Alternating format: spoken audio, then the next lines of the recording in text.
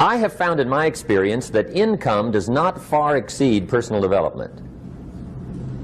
Now, sometimes income takes a lucky jump, but sure enough, unless you grow out where it is, it'll usually come back where you are. Life has strange ways. If somebody hands you $1 million, best you become a millionaire quickly, so you get to keep the money. Otherwise, sure enough, it'll disappear.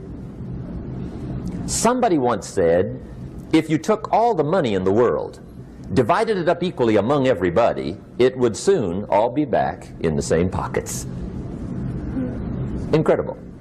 Success is something you attract, not something you pursue. Success is looking for a good place to stay. So instead of going after it, you work on yourself. Personal development. See, the major question to ask on the job is not what are you getting. The major question to ask on the job is what are you becoming? See, the big question is not what am I getting paid here. The big question is what am I becoming here? Because true happiness is not contained in what you get. Happiness is contained in what you become. So that's our major subject for tonight, personal development. Of all the assignments Mr. Schoaf gave me at age 25, this was probably the most difficult. In fact, I'm still working on this one. I think it's an unending challenge to see what you can become. The next subject is called basic laws. And it's good to study the basics. And I call these basics primarily because they come from the Bible. Now, I'm not a theologian or a minister, and that'll be apparent.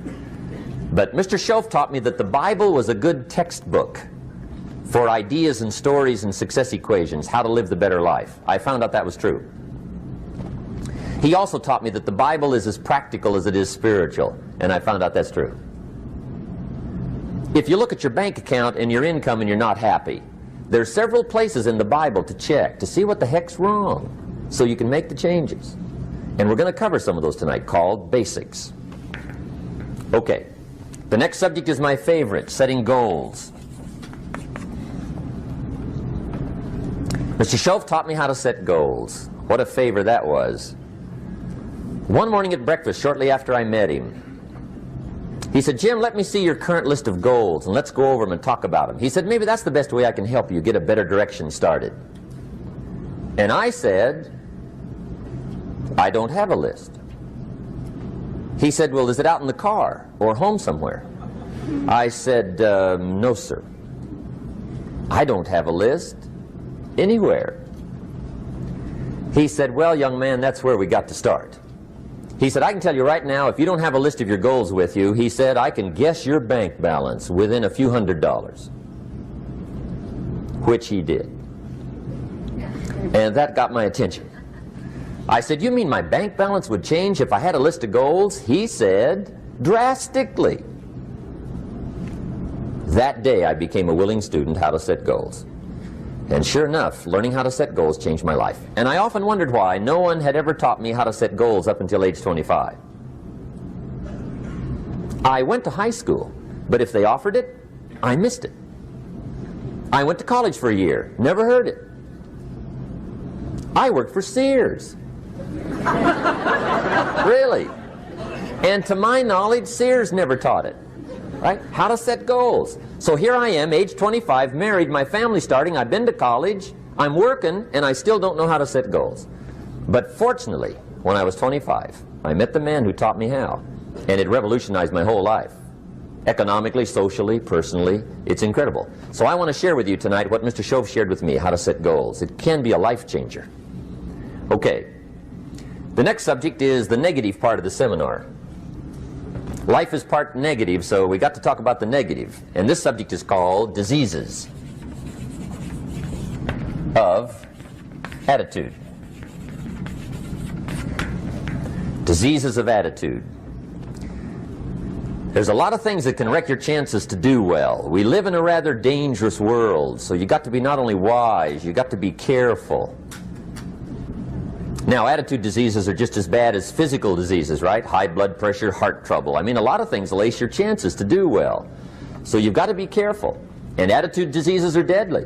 I mean, they'll destroy all the good things you start. Okay? So we'll go through those attitude diseases, how to spot them, how to look for them, what they are, and the cure. And I'm a pro on these because I've had them all, so I can give you excellent advice on these.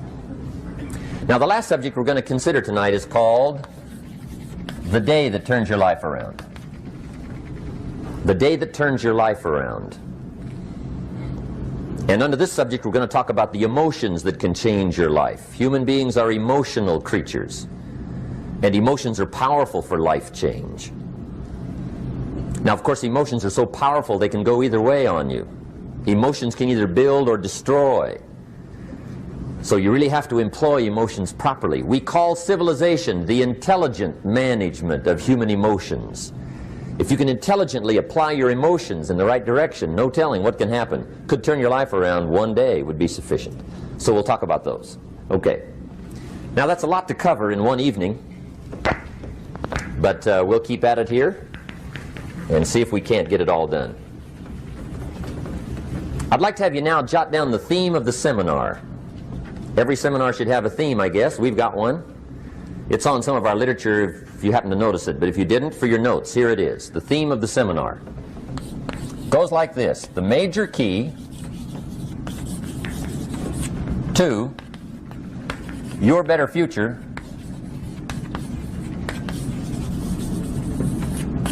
is you. That's the theme of our seminar tonight. The major key to your better future is you. And I'd like to have you underline two words just to give it some added punch. Underline the word major and the word you, so that it reads, the major key to your better future is you. Now my first suggestion is transfer this to a card or something where you can put it up, where you can see it every day. Preferably put it up where you can see it at the beginning of the day, before you go off to put the day together. This is a good phrase just to glance at, to keep in mind as you're putting the day together. It's called the silent seminar. If you'll just let this talk to you during the day, I found it to be tremendously helpful. The major key to your better future is you. For a big share of my life now, I didn't have this one quite figured out. Among a lot of things I didn't have quite figured out. Many things used to puzzle me back in those early days. I used to wonder why two people could work for the same company, one make twice as much money. Now see, that used to puzzle me. And maybe they were the same age, graduated from the same school, live in the same community, work for the same company, with the same products and the same services. They've got the same traffic, the same problems, and one makes $1,000 a month, the other one makes $2,000 a month. Now that was my puzzling question. Why would this long list be the same and the money twice as much? I asked, what's the difference between $1,000 a month and $2,000 a month? And I don't mean $1,000 a month, right? I could figure that out. But what makes the difference? Why would one person do twice as well, 3 times as well? Speaking economically. Now I know there's more than one way to do well. I understand that. But in this little narrow area called compensation, what's the difference? Well, back then, with my faulty thinking, I'm trying to reason it out. I thought, well, maybe time makes some of the difference, right? Some people do better because they have more time. I used to say, Harold ought to be able to do well. He's got a lot of time. If I had all of Harold's time, I could do well. Now, that's got to be dumb, right? Number one, you can't get somebody else's time. A guy says to me one time, he says, you know, if I had some extra time, I could make some extra money. I said, then forget it. There isn't any extra time. Hey, when the clock strikes 12 midnight, that about wraps it up, right? I mean, you can look around the gongs there for a little more, but it's over. You say to the guy, what are you doing? He says, I'm looking for extra time. See, they'll come and take you away, right? There isn't any more time. Now, if you can't get more time, which you can't, what could you get more of that would make a difference in economic results? And here's the key word. Make it a part of your notes. We're going to consider it tonight. The word is value. And I have a little phrase for your notes. Value makes the difference in results. Value makes the difference. You can't get more time, but you can create more value. Now here's the first lesson of economics. Everybody should learn it from the time they're old enough to understand what a dollar means, how to earn one, how to get one, how to keep one, what to do with it. First lesson of economics. We primarily get paid for value. That's lesson one. Bringing value to the marketplace, that's how you get paid. You don't get paid for the time. I know it takes time to bring value to the marketplace, but you get paid for the value, not the time. Now, since that's true, here's one of the key questions of the evening. Is it possible to become twice as valuable at the marketplace and make twice as much money in the same time? Could you become 3 times as valuable? Make 3 times as much money in the same time? Is that possible? The answer is yes, if. And it's always if, right? Life is known as the big if. Harry Truman once said, life is iffy. How true. And here's the big if, we're going to consider it tonight. It's possible to do much better at the marketplace if you go to work primarily on yourself. And that's the theme of our seminar tonight. Learning to work primarily on yourself. People have asked me for the last 24 years, how do you develop an above-average income? And the answer is, become an above-average person. Develop an above-average handshake. Some people want to be successful, they don't even work on their handshake. As easy as that would be to start on. They let it slide, they don't understand. Develop an above-average smile. Develop an above-average excitement. Develop an above-average interest in other people. Develop an above-average intensity to win. See, that'll change everything. Probably one of the most frustrating experiences in life is looking for an above-average job with above-average pay without becoming an above-average person. It's called frustration.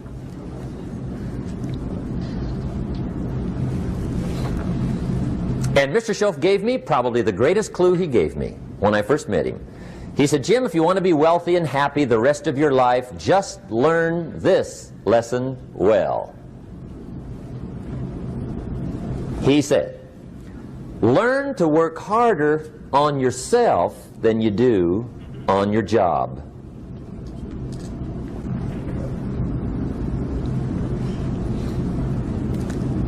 Then Mr. Schoaf gave me probably one of the most important clues among so many things he taught me, but this was in those early days. Mr. Schoaf was very kind, but he was also very abrupt. And he had these interesting questions to ask. I'm giving him a little rundown one day on how things hadn't worked out for me. He said, Mr. Rohn, I've got the answer for you if you will listen carefully. And listen carefully I did that day and for the next 5 years. If somebody's wealthy and happy, you gotta listen. He said, Jim, I've only known you a short time. But he said, it's already my honest opinion that for things to change for you, you've got to change. That wasn't quite the answer I was looking for. But that's the answer he gave me, and I pass it along to you on this warm summer evening in Anaheim, California, 1981. For things to change for you, you've got to change. Otherwise, it isn't going to change. Before I met Mr. Schoaf, I used to say, I sure hope things will change.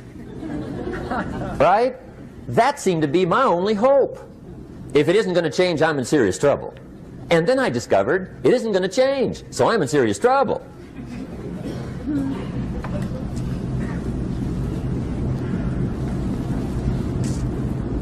See, I can tell you what the 80s are going to be like. You have dropped into the right place.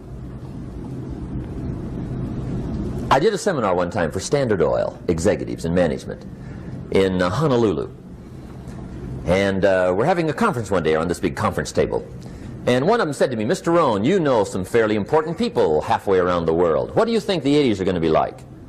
I said, gentlemen, I do know the right people. I can tell you. So they all listened very carefully.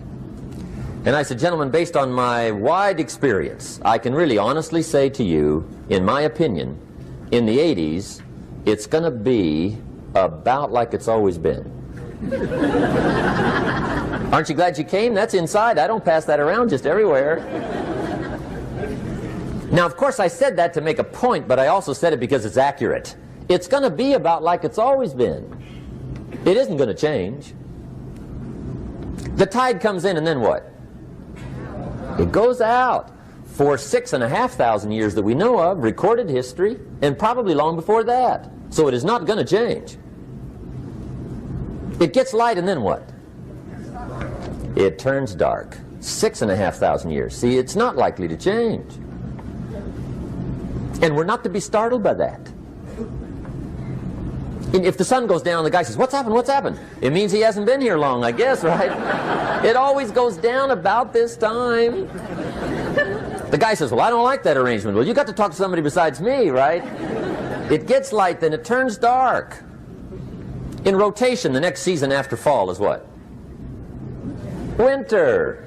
Pray tell, how often does winter follow fall? Every year regularly for the last 6,500 that we know of. See, it is not going to change. Now, some winters are long, and some are short, and some are hard, and some are easy, but they always come right after falls. It isn't going to change. Sometimes you can figure it out, sometimes there's no way to figure it out. Sometimes it goes well, sometimes it gets in a knot. Sometimes it sails along, sometimes it gets in reverse. See, that's not going to change. The last 6,000 years reads like this: opportunity mixed with difficulty. That's how it reads. It isn't going to change. The man says, well, if it isn't going to change, how will my life ever change? Answer, when you change. And whether I'm talking to high school kids or business executives, my message is always the same. And it goes like this: the only way it gets better for you is when you get better.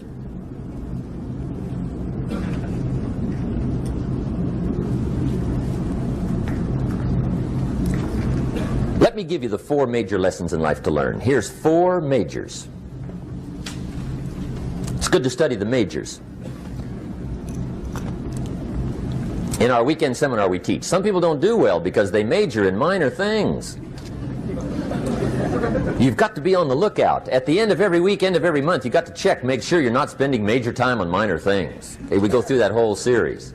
Majors and minors. Now, let me give you 2 phrases before we get to the 4 majors. This will set it up and you'll see where I'm going. 2 key phrases for your notes. Here's the first one. Life and business is like the changing seasons. That's the first phrase.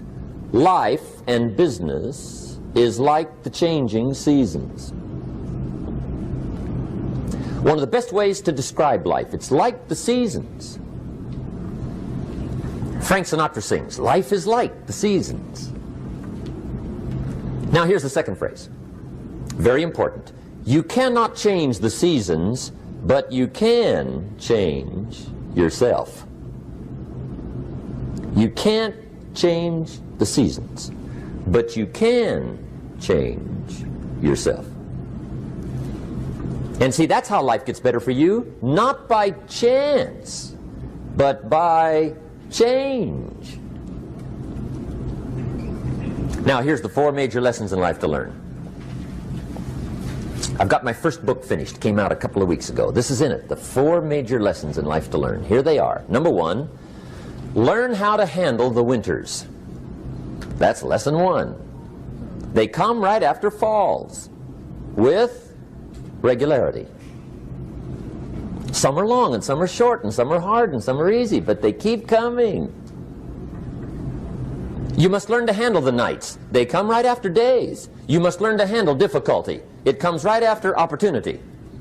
You must learn to handle recessions. They always follow progressions. For the last 6,000. See, it isn't going to change. The lesson you must learn is how to handle it. And there's all kinds of winters, right? The winter when you can't figure it out. The winter when it all goes smash. The winter when it turns belly up. The winter when it won't work, when you've run out of money and you've got a broken heart. See, those are winter times. There's all kinds. Economic winters, social winters, personal winters. When your heart is smashed in 1,000 pieces and the nights are unusually long, your prayers seem to go no higher than your head. It's wintertime. Barbra Streisand sings, "It used to be so natural to talk about forever, but used to be's don't count anymore. They just lay on the floor till we sweep them away. You don't sing me love songs, and you don't say you need me, and you don't bring me flowers anymore." A song of winter. But see, the disappointments come. Those are normal. That's part of life. But the question is, how do you handle it? How do you handle the coming winters and the disappointments and the down times? Well, you can't get rid of January by tearing it off the calendar. But here's what you can do. You can get stronger, you can get wiser, and you can get better. The winters won't change, but you can. And that's how life changes for you. See, before I understood, when it was winter, I used to wish it was summer. I didn't understand. When it was hard, I used to wish it was easy. I didn't know. And then Mr. Schoaf gave me a part of his very unique philosophy when he said, "Don't wish it was easier, wish you were better." See, that triggered my whole life change. Don't wish for less problems, wish for more skills. Don't wish for less challenge, wish for more wisdom. That's the key. So that's lesson 1, learn how to handle the winters. Here's lesson 2, learn how to take advantage of the spring. That's the second one. Spring is called opportunity. And spring follows winter. What a great place for it. If you were going to put it somewhere, that'd be the place to put it, right after winter. And pray tell, how often does spring follow winter? Every year with regularity, 6,000. You can almost count on it. See, opportunity always comes. Days follow nights. Isn't that terrific? Opportunity follows difficulty. But here's what you must learn to do. Underline these 2 words in that key phrase. Take advantage. Underline those 2. You must learn to take advantage of the spring. See, just because spring rolls around is no sign you're going to look good come fall. You got to do something with it. In fact, you have to get good at one of 2 things in life. Planting in the spring or begging in the fall. Or get somebody to do it for you. See, those are about the only alternatives. Now here's what else you must do. Take advantage of the springs quickly, because there's only a few. Just a handful of springs have been handed to each of us. They don't come forever. Life is fairly brief. So you got to read every book you can get your hands on what to do with your springs while they're here. And take advantage, they soon run out.